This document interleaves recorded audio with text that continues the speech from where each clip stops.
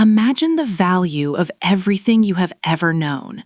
Every road, every temple, every grain of sand from the Pillars of Hercules to the banks of the Euphrates. Now, imagine that all of it, the lives of 60 million people, the legacy of 1,000 years of conquest, and the very soul of the Western world, is being sold to the highest bidder by a group of drunken, terrified soldiers standing on a wall. This is not a metaphor for economic decline or a poetic reading of social collapse. This is the literal history of the Roman Empire on the afternoon of March 28th, 193 AD. It remains, arguably, the most audacious and humiliating transaction in human history. To understand how the world's greatest superpower found itself on the auction block, we must first look at the vacuum left by a man who thought he was a god, and the man who died trying to prove he was merely a servant. The story begins in the aftermath of a nightmare. For 12 years, Rome had groaned under the erratic, blood-soaked rule of Commodus. He was the son of the philosopher king Marcus Aurelius, but he inherited none of his father's wisdom. Commodus preferred the gladiatorial arena to the Senate House, famously slaughtering animals and handicapped citizens for sport, while the administration of the empire rotted. When he was finally strangled in his bath on New Year's Eve 192 AD by a wrestling partner named Narcissus, the city of Rome did not weep, it exhaled. But the breath of relief was short-lived. In the Roman system, when a dynasty ends without a clear successor, the result is rarely peace, it is a vacuum. And in the late 2nd century, nothing filled a vacuum faster than the cold steel of the Praetorian Guard. The Praetorians were the elite bodyguards of the emperor, a pampered, well-paid, and increasingly dangerous force stationed in their own fortress, the Castra Praetoria, just outside the city walls. They were the kingmakers of the ancient world. They didn't want a leader who would demand discipline. They wanted a patron who would provide gold. On the night of Commodus's death, the conspirators, led by the Praetorian prefect Latus, rushed to the house of Publius Helvius Pertinax. Pertinax was an old soldier, a man of humble origins who had risen through the ranks by sheer competence. He was 66 years old, a son of a freed slave, who had once been a teacher of grammar before finding his true calling in the legions. When the soldiers arrived at his door in the middle of the night, Pertinax assumed they had come to execute him. Instead, they offered him the world. Pertinax was a man of the old school. He believed in the Republic, in the dignity of the Senate, and in the necessity of a balanced budget. He was the antidote to the madness of Commodus. But the problem with being an antidote is that the patient often hates the taste of the medicine. The Praetorian Guard had grown accustomed to the extravagances of the previous regime. They liked the bribes, the easy duty, and the lack of oversight. Pertinax, perhaps too idealistic for his own good, immediately began to tighten the belt. He sold off Commodus's luxury carriages and gold-plated horse trappings to pay off the state's massive debts. More dangerously, he insisted that the soldiers return to a state of strict discipline. He promised them a massive bonus, a donativum, upon his accession. But the depleted treasury meant he could only pay half. The soldiers felt cheated. They looked at this gray-haired, stern old man and saw not a savior, but a taskmaster who was trying to take away their perks. By late March, the tension in the city was palpable. The Praetorians were mutinous, and the city's population was indifferent. Pertinax knew he was in danger, but he refused to hide. On the 28th of March, 193 AD, the breaking point arrived. 300 Praetorian soldiers, fueled by wine and resentment, burst out of their camp and marched toward the Palatine Hill. They were not an army, they were a mob in uniform. As they entered the palace grounds, the German bodyguards, who usually protected the emperor, offered no resistance. They simply stepped aside. The palace officials fled. The halls that had once echoed with the whispers of senators and the screams of Commodus's victims were now filled with the clatter of iron-shod sandals on marble floors. Pertinax was warned of their approach. He could have fled through the back tunnels of the palace or hidden in the subterranean vaults. Instead, the old general did something remarkable. He walked out to meet them. He believed that the majesty of his office and the reason of his words could still command the respect of his men. For a moment, it almost worked. He stood before the surging mob of soldiers and spoke to them with the gravity of a father. He reminded them of their oath and the dignity of the Roman state. Many of the soldiers, struck by his courage, began to lower their spears. They were ashamed. But in the back of the crowd, a Tungrian soldier named Hausius, who felt no such shame, stepped forward. He hurled his spear, striking Pertinax on the chest. As the emperor fell, the rest of the mob lost their hesitation. They fell upon him with swords, butchering the man who had tried to save the empire from its own greed. They cut off his head, stuck it on a pike, and paraded it back to their camp. Rome was now a headless beast. The Senate was paralyzed with fear, and the streets were silent.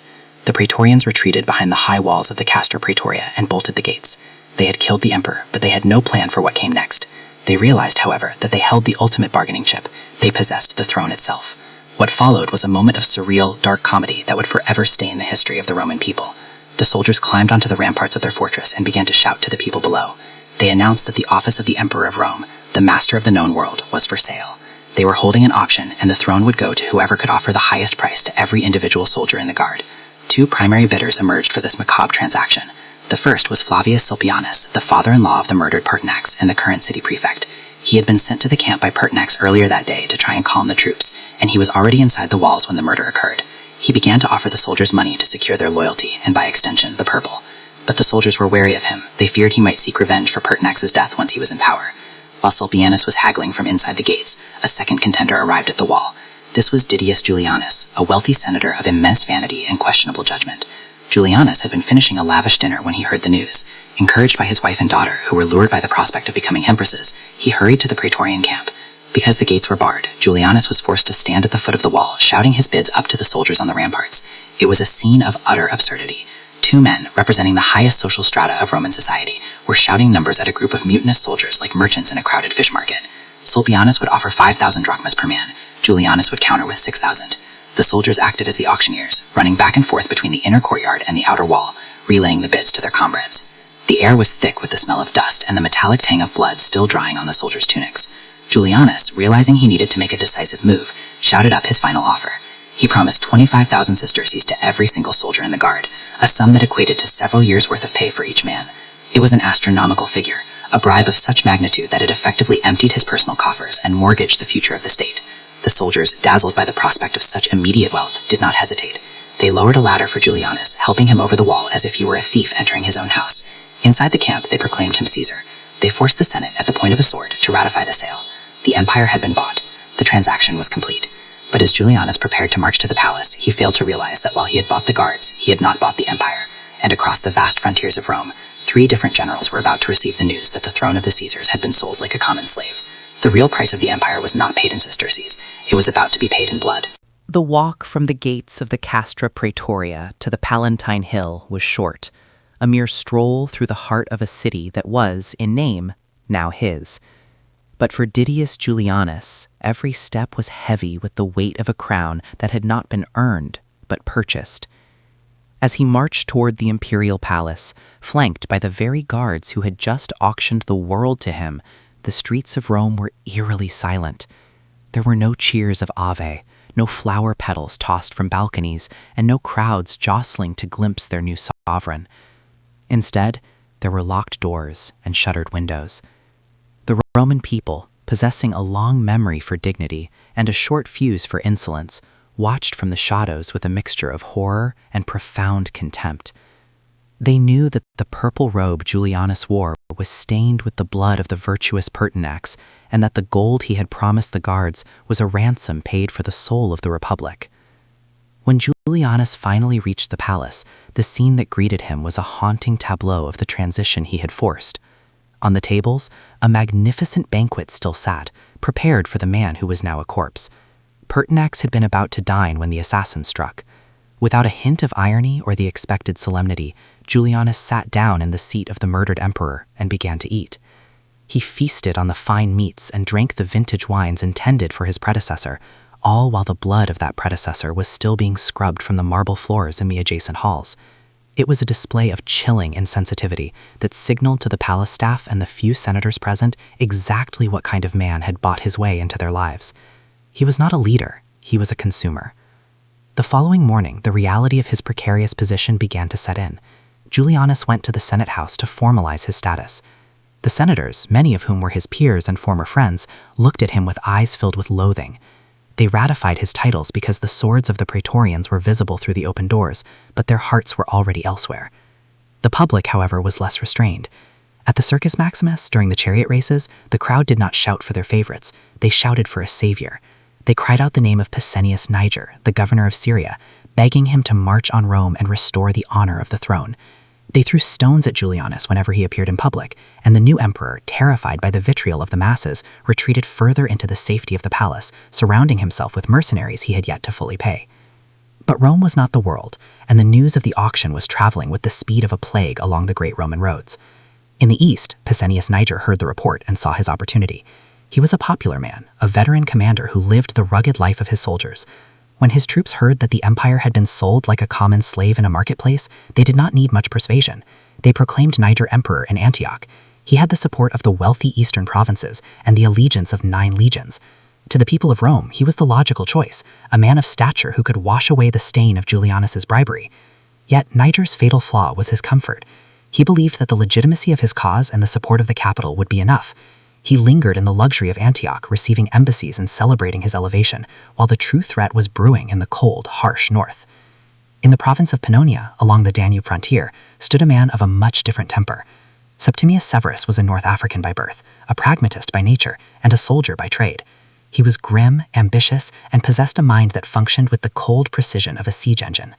When the news of the auction reached his camp at Carnuntum, Severus did not hesitate. He did not wait for the people to call his name, nor did he waste time with celebrations. He understood the fundamental truth of the 3rd century. Power did not reside in the Senate, nor in the whims of the Roman mob, and certainly not in the purse of a wealthy merchant. Power resided in the iron of the legions. Severus gathered his troops, the hardened, battle-scarred men of the Rhine and Danube, and addressed them with a masterstroke of political theater. He did not ask them to fight for his own ambition. Instead, he framed the coming war as a mission of vengeance for the divine Pertinax. He reminded them that the Praetorian Guard, those pampered palace soldiers who lived in the luxury of the city, had murdered a good emperor and sold the world to a man who had never seen a battle. The Pannonian legions, who despised the soft life of the Roman garrison, were incensed. They proclaimed Severus emperor and prepared to march. Severus, however, was a man who took no chances. To his west was Clodius Albinus, the governor of Britain, a man with powerful legions of his own. In a move of calculated deception, Severus offered Albinus the title of Caesar, effectively making him the heir to the throne. It was a bribe of status rather than gold, and it worked.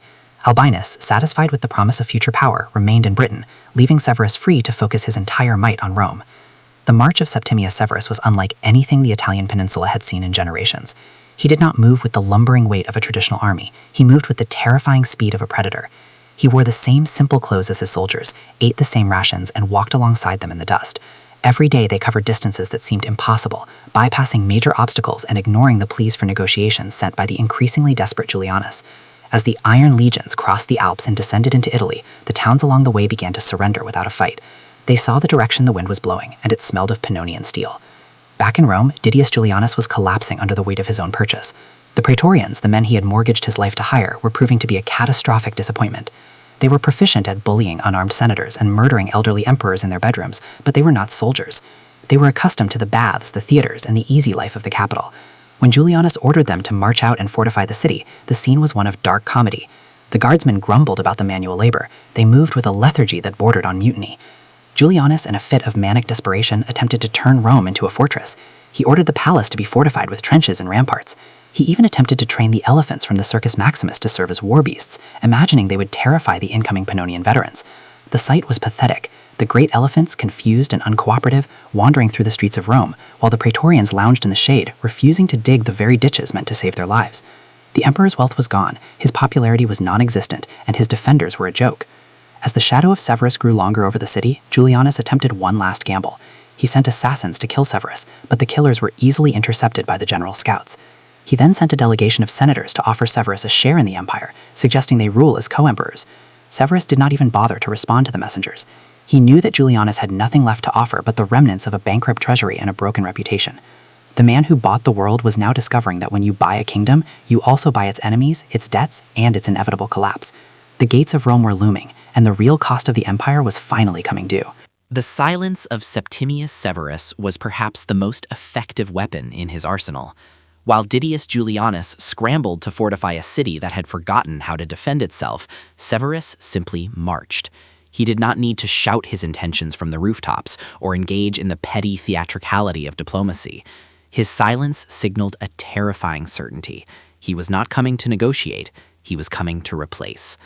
Within the walls of the Palatine, Julianus was beginning to realize that the empire he had purchased was not a solid object, but a collection of whispers. and those whispers were no longer speaking his name. The streets of Rome had transformed into a theater of the absurd. The Praetorian Guard, once the most feared military unit in the Mediterranean, had become a collection of disgruntled contractors who felt they had been sold a bad bill of goods. They had accepted the gold of Julianus, but they had not signed up for a war against the battle-hardened legions of the frontier. When Julianus ordered them to dig trenches around a city, they did so with the enthusiasm of men asked to dig their own graves. They complained of the heat, the lack of proper tools, and the sheer indignity of manual labor. The great war elephants, which Julianus had hoped would terrify the Danubian troops, were instead wandering aimlessly near the walls, their handlers unable to control them in the narrow, crowded streets. The animals were a perfect metaphor for the Julian Empire, massive, expensive, and utterly useless in a crisis. Severus, meanwhile, was playing a much deeper game.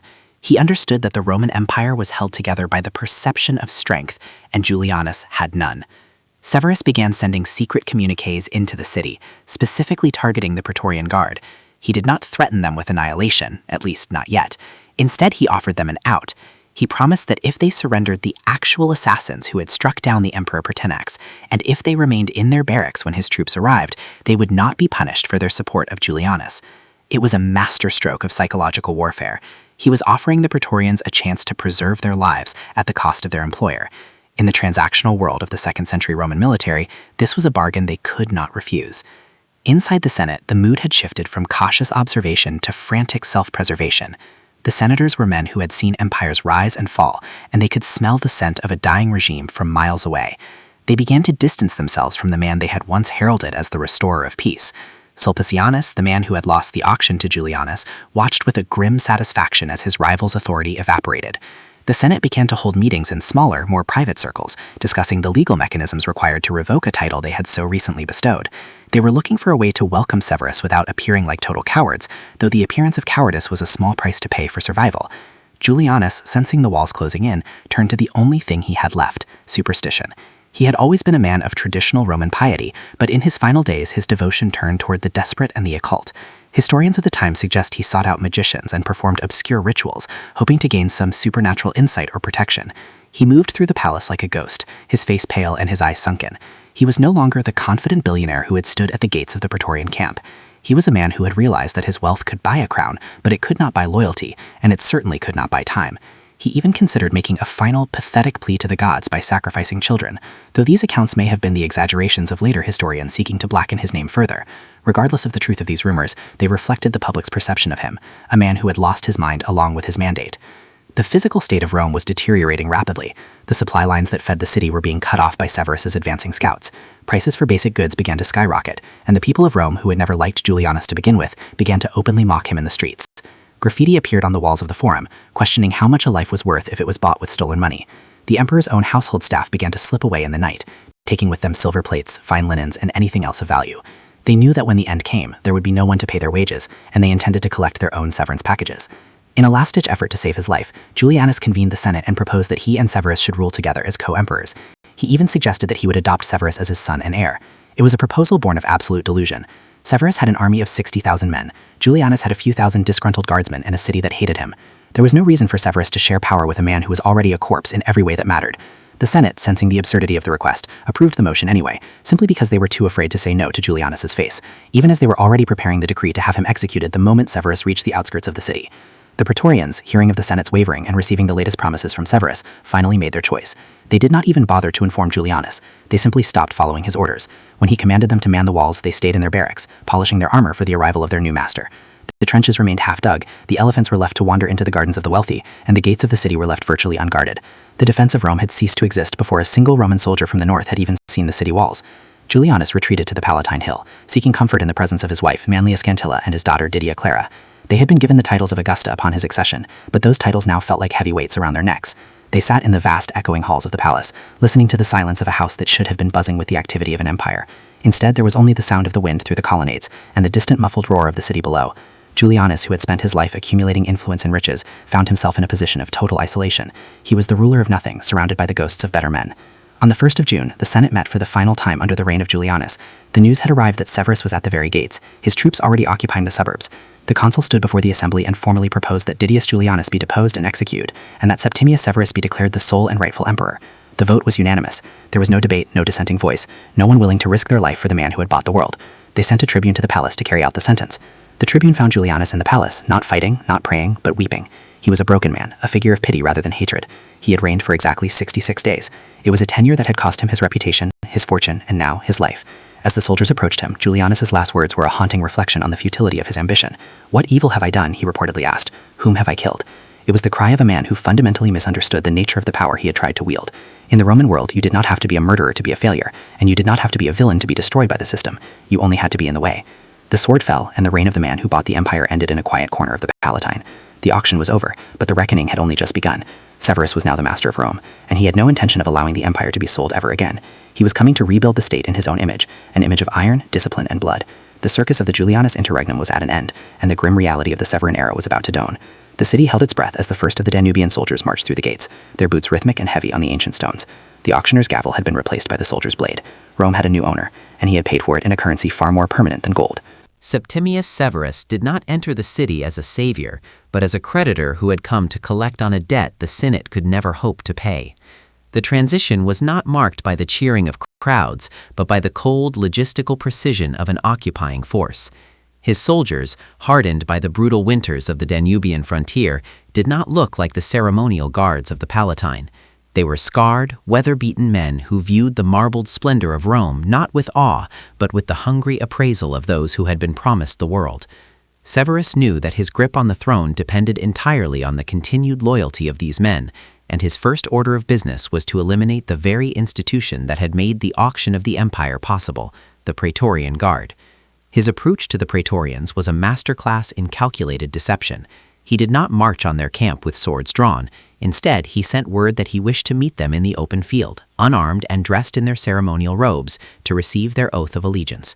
The Praetorians, perhaps blinded by a desperate hope for self-preservation, or simply accustomed to the transactional nature of power, complied. They marched out of the city gates, stripped of their armor, looking more like a funeral procession than an elite military unit. As they gathered on the plain, they found themselves not in the presence of a grateful new emperor, but surrounded by a ring of steel. Severus's Illyrian legions had moved into position with silent efficiency, their spears leveled at the men who had murdered Pertinax and sold the Roman world to the highest bidder. Severus ascended the tribunal, his face a mask of granite. He did not offer them gold or platitudes. He spoke with a voice that carried the weight of the northern Gales, condemning them as assassins of the state and traitors to the Roman name.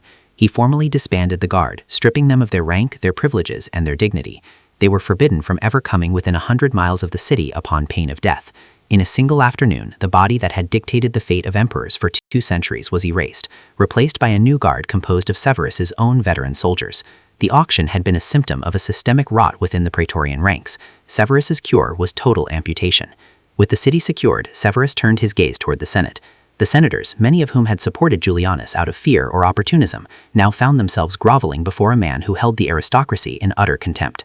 Severus played the role of the humble restorer of order just long enough to secure his legal standing, but the pretense was thin. He demanded the deification of Pertinax, a move designed to frame himself as the legitimate avenger of the fallen emperor rather than a usurper. The Senate, sensing the shift in the winds of power, voted for whatever was asked of them. They were no longer a deliberative body. They were a rubber stamp for a military autocracy. The auction of the empire had exposed the ultimate fragility of their status. If the throne could be bought with money, it could certainly be kept with iron. However, the auctioneer's ghost was not yet laid to rest. While Severus held Rome, 2 other contenders remained in the periphery, each claiming the right to the purple that Julianus had so briefly worn. In the east, Pescennius Niger had been proclaimed emperor by the legions of Syria, supported by the wealthy mercantile interests of Antioch and the shadow of the Parthian Empire. In the west, Clodius Albinus held the powerful legions of Britain and Gaul. Severus, a man of profound strategic patience, understood that he could not fight a war on 2 fronts. He chose the path of political expediency, offering Albinus the title of Caesar, the junior emperor, to keep him pacified while he turned the full fury of the Danubian war machine toward the east.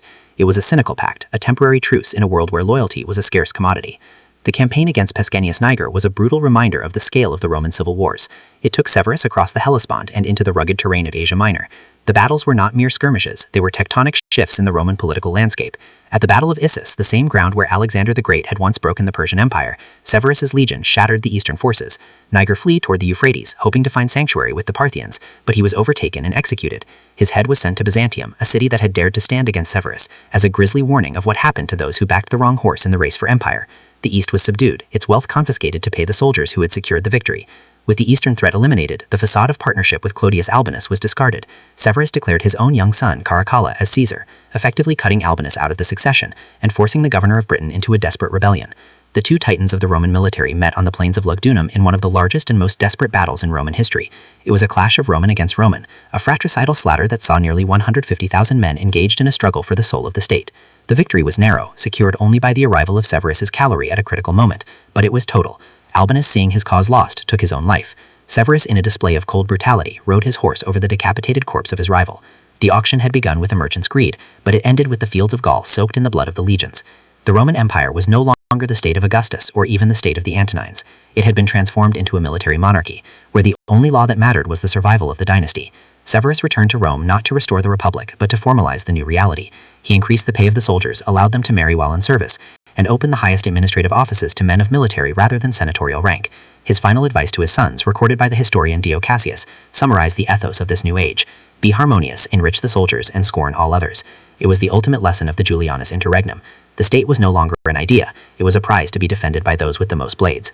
The auction of the empire had been a moment of surreal madness, a brief period where the curtain was pulled back to reveal the naked mechanics of power. Didius Julianus was a man of his time, wealthy, entitled, and profoundly mistaken about the nature of the office he sought. He believed the emperorship was a property that could be owned, but he failed to realize that the Roman Empire was not a villa or a vineyard. It was a living, breathing, and often violent entity that required more than a checkbook to govern. His 66 days on the throne were a fever dream that left the empire forever changed, stripping away the last vestiges of the illusion that the Senate and the people of Rome still held the keys to their own destiny. As the Severan dynasty took root, the echoes of the auctioneer's gavel faded into the background noise of history, replaced by the clatter of spears and the heavy footfalls of the border guards. The empire had been bought, sold, and finally conquered. The boring history of this period often focuses on the dates of battles and the names of the victors, but the true story lies in the shift of the human heart. After 193 AD, the Roman world understood a fundamental truth. The stability of the state was a fragile thing, easily shattered by the ambition of the few and the indifference of the many. The auction was over, the debt was settled, and the Roman sun began its long, slow descent toward the horizon, casting long shadows over a city that would never again be truly at peace with itself. The auctioneer had done his job, and the price of Rome had finally been set.